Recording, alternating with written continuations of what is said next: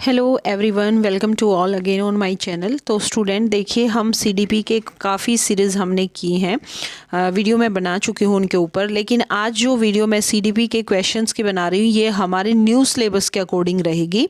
ठीक है, जो थोड़ा सा सिलेबस में चेंजेस किया है हमारे एचटेट के सिलेबस में। तो आज जो मैं सीरीज़ स्टार्ट करने जा रही हूँ ये हमारे सिलेबस चेंज के अनुसार रहेगी सारी। तो चलिए स्टार्ट करते हैं क्वेश्चन फर्स्ट से। क्वेश्चन फर्स्ट देखिए, After getting hurt during a play activity, Rohan started crying. Seeing this, is his father responded, "And don't behave like a girl, boy, don't cry." This statement by the father. मतलब देखिए, हिंदी में भी है question, English में भी है, आप जिस लैंग्वेज में कंफर्टेबल हो उसको पढ़ लें। एक खेल क्रिया के दौरान चोट लगने पर रोहन रोने लगा। तो यह देखकर उसके पिता ने क्या कहा? लड़कियों की तरह व्यवहार ना करो, लड़के रोते नहीं है। तो यह जो पिता का कथन था ये क्या दिखा रहा है भाई? ये किसको रिफ्लेक्ट कर रहा है? ये रिफ्लेक्ट कर रहा है हमारे जेंडर स्टीरियोटाइप को। नहीं, जो रेड कलर है ये तो लड़कों का है, नहीं पिंक कलर जो है वो लड़कियों का है, रेड कलर लड़कों का है। तो ये भी क्या है? जेंडर स्टीरियोटाइप है। ये रिफ्लेक्ट करता है, ये चीज़ें हमने बनाई है, ये कोई ऊपर से बन के नहीं आई। तो ये लैंगिक रूढ़िवादिताओं को दर्शाता है। सेकंड देखिए, जो एक प्रगतिशील क्लासरूम है, एक प्रोग्रेसिव क्लासरूम में है, उसमें क्या होता है? एक प्रोग्रेसिव क्लासरूम के अंदर हम क्या करते हैं? Ample opportunities should be provided for the construction of knowledge. मतलब बच्चे के अंदर ज्ञान की संरचना हो तो उस चीज़ के लिए उसको भरपूर मौके दिए जाते हैं एक प्रोग्रेसिव क्लासरूम के अंदर। ठीक है, क्वेश्चन नंबर 3 देखिए, After observing that students are struggling to proceed further on an ongoing topic, तो एक टीचर ने क्या डिसाइड किया? To provide cue and hint in the form of what, why and how. तो अकॉर्डिंग टू लेव वाइगोट्स की theory, ये जो strategy थी टीचर की वो क्या है? मतलब क्या हुआ कि एक गतिविधि के दौरान, क्लास में कोई गतिविधि हो रही है और छात्रों को जब संघर्ष करते देखा एक अध्यापिका ने, तो उसने बच्चों को ना कुछ संकेत और इशारे दे दिए, जैसे क्यों, क्या, कैसे, इस तरीके का प्रदान करने का उसने फैसला लिया। तो अगर हम लेव वाइगोत्स्की की थ्योरी की बात करें तो अध्यापिका की यह योजना क्या करती है? तो क्या कर रही है? हमने पढ़ा था ना, स्कैफोल्डिंग का कॉन्सेप्ट पढ़ा था, जेडपीडी का पढ़ा था, तो वो स्कैफोल्डिंग कर रही है उसको। ठीक है, तो यहाँ पे क्या आ जाएगा correct answer? Act as a scaffolding for learning. ठीक है, वो उनकी हेल्प कर रही है ताकि वो और अच्छे से उन चीज़ों को सीख पाएँ। और यही जो स्कैफोल्डिंग का कॉन्सेप्ट है, जेडपीडी का कॉन्सेप्ट है, ये किसने दिया है भाई? ये लेव वाइगोत्स्की ने दिया है। नेक्स्ट देखिए, question number 4, which of the following is correct in the context of the socialisation of the children.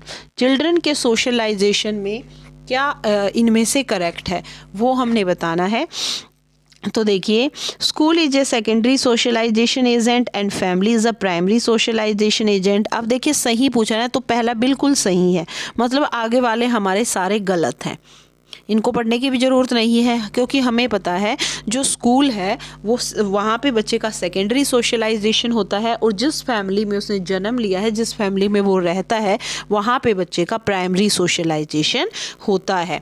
तो यहाँ से आपको ये भी पता चल गया कि अगर आपसे ये पूछे जाएँ कि आपकी प्राइमरी एजेंसी क्या है सोशलाइजेशन की, तो फैमिली है, और सेकेंडरी एजेंसी पूछें तो उसमें हमारा स्कूल आता है। ठीक है, नेक्स्ट देखिए, question number 5, theory of multiple intelligence emphasized at, मतलब जो बहुबुद्धि का सिद्धांत है वो किस चीज़ पर जोर देता है ये हमने बताना है। तो नाम से ही क्लियर है ना, मल्टीपल इंटेलिजेंस। तो ये कहते हैं there are several form of intelligence. कोई दो फॉर्म नहीं होती इंटेलिजेंस की, एक फॉर्म नहीं होती, बहुत सारी फॉर्म होती है इंटेलिजेंस की। ये कौन मानते हैं? ये हमारी इंटेलिजेंस का बहुबुद्धि का सिद्धांत मानता है। क्वेश्चन नंबर 6 है भाई, according to Lawrence Kohlberg theory. ये भी क्वेश्चन हमने बहुत सारे वीडियो में किया था लॉरेंस कोहलबर्ग से related. Performing an act and doing something because other approve it Lawrence Kohlberg के सिद्धांत के अनुसार जब हम किसी कार्य को इसलिए कर रहे हैं क्योंकि दूसरों ने उसे स्वीकृति दी है, तो नैतिक विकास के इस चरण को क्या बोला जाएगा? तो ये होता है भाई कन्वेंशनल स्टेज। नैतिक विकास की जो ये स्टेज है, ये कन्वेंशनल स्टेज है, जहाँ पे हम दूसरों की स्वीकृति है तो ही उस काम को कर रहे हैं। तो ये हमारी किसको शो करती है? कन्वेंशनल स्टेज को। क्वेश्चन नंबर 7 देखिए, Lev Vygotsky socio culture perspective of learning emphasise importance of dash in the learning process. तो किस पे उसने फोकस किया है भाई? लर्निंग प्रोसेस में लेव वाइगोत्स्की ने अगर मतलब सामाजिक सांस्कृतिक परिप्रेक्ष्य में देखे तो अधिगम की प्रक्रिया में किसकी जो भूमिका है वो महत्वपूर्ण होती है? तो ये होती है भाई कल्चरल टूल की, आपकी संस्कृति की महत्वपूर्ण भूमिका होती है। तो करेक्ट आंसर यहाँ पे क्या रहेगा? ऑप्शन 1। नेक्स्ट देखते हैं, in this theory of cognitive development Jean पियाजे explain cognitive structure in term of. तो जीन पियाजे ने किस फॉर्म में उस स्ट्रक्चर को एक्सप्लेन किया है? सबसे ज़्यादा फोकस वहाँ पे स्कीमा, मतलब हमारे माइंड में जो नॉलेज का स्ट्रक्चर होता है उसको जीन पियाजे ने क्या बोला है? स्कीमा बोला है। क्वेश्चन नंबर 9 है, pre operational stage in Jean पियाजे theory of cognitive development characterise. तो प्री ऑपरेशनल स्टेज जो है वो क्या शो करती है? सेंट्रेशन इन थॉट, मतलब विचारों के सोच में केंद्रीकरण को शो करती है हमारी pre operational stage in Jean पियाजे थ्योरी। क्वेश्चन नंबर 10 देखिए, विच of the following statement is correct in context of the development. तो डेवलपमेंट के उसमें हमें करेक्ट को ढूंढना है, तो भाई करेक्ट यहाँ पे रहेगी कि जो डेवलपमेंट होता है वो मल्टी डायमेंशनल होता है, कोई एक आयाम नहीं होता, उसके काफ़ी सारे आयाम होते हैं। तो चलिए स्टार्ट करते हैं भाई क्वेश्चन नंबर 11 से। 11 क्वेश्चन क्या है? Sequence of development among children from birth to adolescence. तो जो एक सीक्वेंस होती है जन्म से लेके किशोरावस्था तक बच्चों के विकास का जो क्रम होता है, सबसे पहले सेंसरी, फिर कंक्रीट और एब्स्ट्रैक्ट। कंक्रीट मतलब वो उन चीज़ों के बारे में थिंक करता है जो चीज़ें उसके सामने हैं, और एब्स्ट्रैक्ट वो होती हैं जो उसकी आंखों के सामने नहीं है और उन चीज़ों के बारे में वो सोचता है। नेक्स्ट देखिए, individual differences in a progressive classroom should be treated as. तो उनको आप कैसे ट्रीट करेंगे?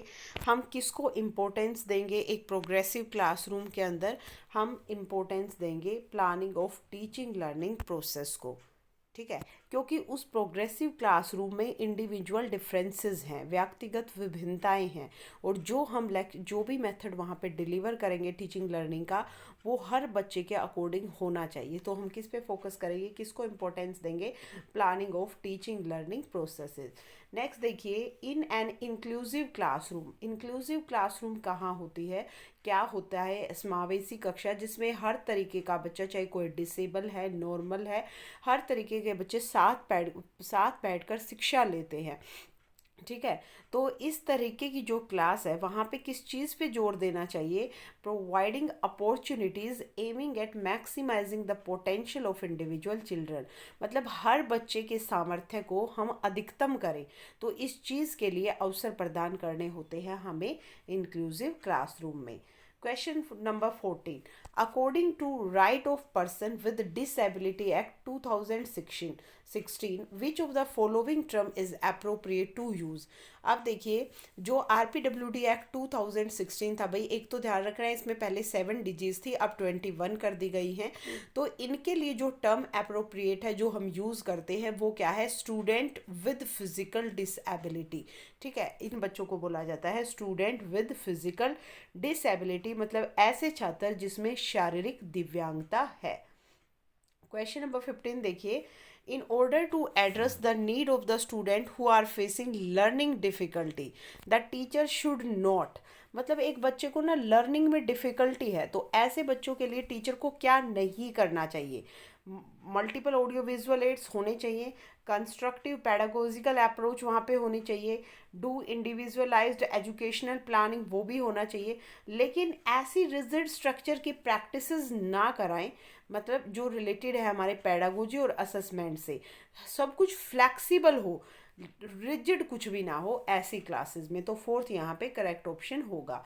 नेक्स्ट क्वेश्चन नंबर 16 है, dash is the primary identifying feature of creativity. Primary identifying feature of creativity बताना है, मतलब क्रिएटिविटी बताना है। भाई देखो, कोई बच्चा क्रिएटिव कब होता है, जब वो किसी एक प्रॉब्लम के सॉल्यूशन के बारे में बहुत ज़्यादा तरीके से सोचता है। डाइवर्ज थिंकिंग उसकी होती है, कन्वर्ज थिंकिंग होती है जो एक प्रॉब्लम के बारे में सिर्फ एक ही तरीके से सोच पाता है। लेकिन डाइवर्जेंट थिंकिंग होती है जो एक प्रॉब्लम के बारे में कई सारे तरीकों से सोचता है। तो बेटा ऐसे बच्चों के अंदर क्या होगी, डाइवर्जेंट थिंकिंग होगी, अपसारी चिंतन होगा। क्वेश्चन नंबर 17 क्या है, in order to address learner from diverse background a teacher should, मतलब एक टीचर को क्या करना है, संबोधित करना है अलग अलग पृष्ठभूमियों के अधिगमकर्ताओं को। तो यहाँ पे टीचर को क्या करना चाहिए भाई, यहाँ पे टीचर को क्या करना चाहिए, एग्जाम्पल जो वो ड्रॉ करे वो डाइवर्स सेटिंग से करे, ठीक है, तभी वो क्या कर पाएगा, बच्चों को संबोधित कर पाएगा।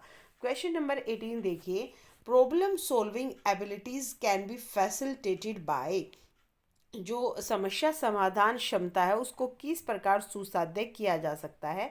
तो उसको सुसाध्य करने के लिए क्या करना पड़ेगा हमें, encouraging the use of analogies, मतलब समरूपों के इस्तेमाल को बढ़ावा देकर, जो उसी जैसी समस्या से रिलेटेड है उस चीज़ को एनकरेज करके हम मेन समस्या के समाधान तक पहुंच सकते हैं। Motivation to learn can be sustained by, हमें क्या करना है, अधिगम की अभिप्रेरणा को किस प्रकार हम बच्चों के अंदर कायम रख सकते हैं। क्या हम उनको पनिश करके रख सकते हैं, नहीं।